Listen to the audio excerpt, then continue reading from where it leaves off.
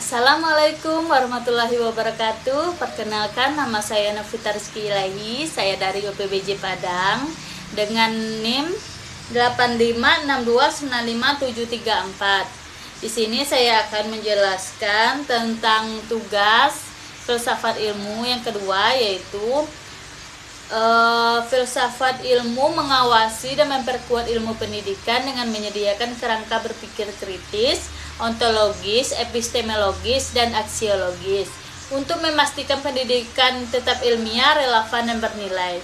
Pendidikan bermakna memperkuat filsafat ilmu melalui umpan balik praktis yang menuntut pembaruan teoris. Sebagai pisau analisis, proses filsafat ilmu membedah pendidikan melalui 3 pilar, yaitu ontologi, epistemologi, dan aksiologi. Berikut adalah rincian mengenai peran filsafat ilmu dalam pendidikan. Yang pertama, filsafat ilmu dalam pendidikan mengawasi keilmiahan, seperti epistemologis, yaitu memastikan ilmu pendidikan dikembangkan dengan metode penelitian yang valid, logis, sistematis, dan bukan hanya berdasarkan asumsi spekulatif. Yang kedua, memperkuat eksistensi atau ontologi, yaitu mengkaji hakikat pendidikan atau tujuan dasar manusia sebagai subjek didik dan realitas apa yang ingin dibangun dalam proses pendidikan. Yang ketiga, menanamkan nilai aksiologi atau memastikan pendidikan tidak hanya mencerdaskan secara intelektual, tetapi juga mengarahkan pada nilai-nilai etika, moral, dan kemanfaat hidup manusia. Yang kedua, yaitu pendidikan bermakna memperkuat filsafat ilmu. Pendidikan bermakna atau berkualitas bukan sekedar transfer pengetahuan, melainkan proses pengaktifan pemikiran kritis dan moral. Hal ini memperkuat filsafat ilmu karena yang pertama, praktek pendidikan yang sukses memberikan validasi empiris bagi teori filsafat. Yang kedua, kebutuhan baru di lapangan memaksa filsafat ilmu untuk berevolusi dan merumuskan ulang landasan teoris agar tetap relevan. Dan yang ketiga, yaitu filsafat ilmu sebagai pisau analisis pendidikan. Filsafat ilmu membeda persoalan pendidikan dengan 3 pendekatan, yaitu ontologi dengan menjawab pertanyaan apa itu pendidikan. Contohnya, membeda apakah pendidikan berfokus pada pembentukan karakter atau sekedar penguasaan materi teknis, atau berperan membedah hakikat pendidikan seperti meneliti apa itu kurikulum, hakikat peserta didik atau tujuan hakiki dari proses pembelajaran.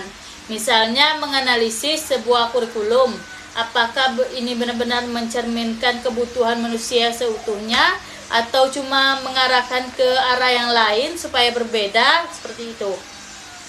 Yang kedua, yaitu epistemologi. Menjawab dengan bagaimana mendidik, contohnya mengevaluasi apakah kurikulum berbasis proyek atau lebih valid dalam menghasilkan pemahaman dibandingkan metode ceramah.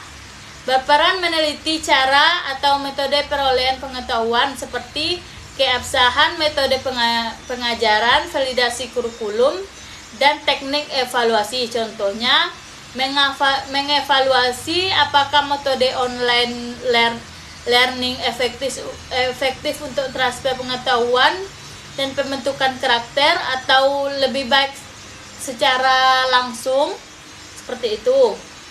Yang ketiga, yaitu aksiologi. Aksiologi itu misalnya untuk apa pendidikan, contohnya membedah apakah kurikulum bertujuan menghasilkan pekerja atau manusia yang bijaksana dan beretika atau tidak, seperti itu. Berperan menganalisis nilai-nilai etika dan kegunaan ilmu pendidikan bagi masyarakat, contohnya memastikan pendidikan menghasilkan lulusan beretika, bukan hanya pintar secara akademik dan relevan dengan kemajuan zaman sekarang. Yang keempat, contoh konkret menerapkan filsafat ilmu. Pertama, kebijakan. Yang kedua, kurikulum. Yang ketiga, proses pembelajaran. Kebijakan ini mengalihkan dari kurikulum berbasis konten ke kurikulum merdeka berdasarkan aksiologi atau nilai fleksibilitas dan ontologi atau hakikat siswa sebagai pusat belajar. Kurikulum yaitu menyusun kurikulum untuk menyeimbangkan antara ilmu sains dengan pendidikan karakter atau moral atau aksiologi. Yang ketiga itu proses pembelajaran dengan guru menggunakan metode diskusi kritis atau dialogis daripada doktrinasi. Sejalan dengan prinsip epistemologi yang menghargai kebenaran melalui proses berpikir logis. Mungkin cuma itu yang bisa saya jelaskan. Untuk kesalahannya saya mohon maaf. Sekian dari saya. Assalamualaikum warahmatullahi wabarakatuh.